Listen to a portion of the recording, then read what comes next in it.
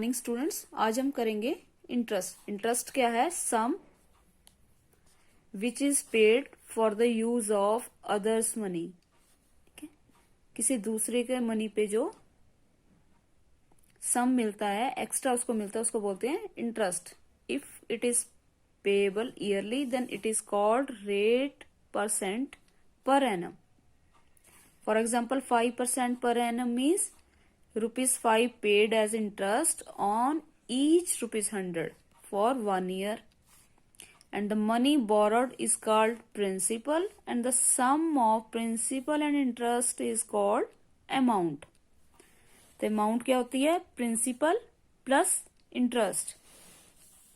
Simple interest का formula क्या है फाइंड करने का? P/R/T/100, वेयर P क्या है? Principal, R rate percent, time T time है इन ईयर्स।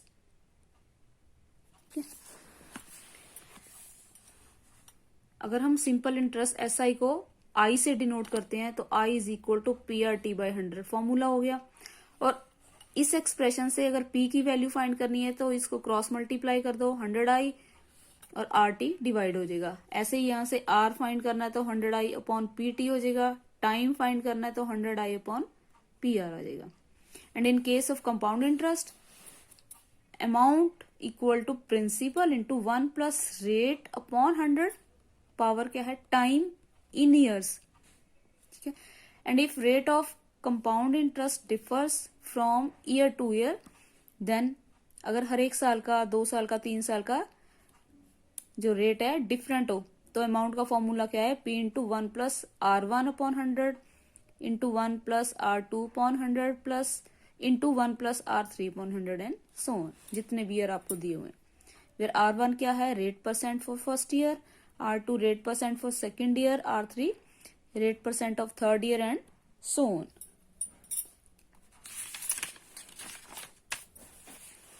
अब जैसे ये सम है, सम of money amounts to ₹6,000 in 2 years. If the interest on the sum for that time is ₹1,000, find the rate of simple interest. अब इसमें amount 6,000 दी है, simple interest 1,000 है, तो प्रिंसिपल की वैल्यू क्या होगी? अमाउंट में से इंटरेस्ट माइनस कर दें, वो प्रिंसिपल था हमारा। टाइम 2 years दिया हुआ है, फॉर्मूला में पता है PR/T/100 है।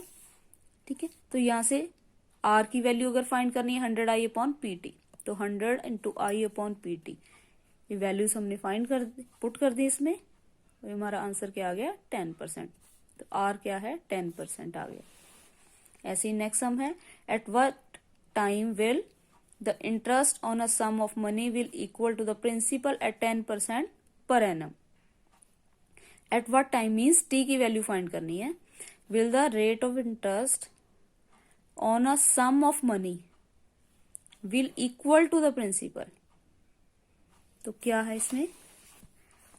T फाइंड करना है, R 10% पर एनम है, तो एज्यूम कर लेंगे P इक्वल टू X है। अब गिवन क्या है? Interest on sum of money is equal to principal है, ये क्वेश्चन में हमें दिया हुआ है। मतलब सिंपल इंटरेस्ट भी X के इक्वल हो गया। तो टाइम हमने फाइंड करना है, टाइम का फॉर्मूला पुट किया, उसमें वैल्यूज पुट कर दी, X कैंसिल हो गया, तो T की वैल्यू 10 years आ गई। Next, find the compound interest on ₹2,000 for 2 years at 10%। Amount का फॉर्मूला लिख दिया हमने कंपाउंड इंटरेस्ट का, P/1 plus R/100 power T, values put कर दी, इसको LCM लेके सॉल्व कर दिया। ठीक है, तो ये हमारी अमाउंट आ गई। कंपाउंड इंटरेस्ट कितना हुआ? अमाउंट माइनस प्रिंसिपल, जो हमारी अमाउंट बनी है इंटरेस्ट जोड़ के उसमें से प्रिंसिपल माइनस कर देंगे, तो ये हमारा कंपाउंड इंटरेस्ट आ गया। नेक्स्ट है, find the compound interest on ₹4,000 for 1.5 years at 10% payable half yearly आ गया। अब हाफ ईयरली में 6 month बाद पे करना है, तो इन सच केसेस हमने क्या करना है? Double the time and half the rate. Rate जो है हमें कितना दिया हुआ? 10%।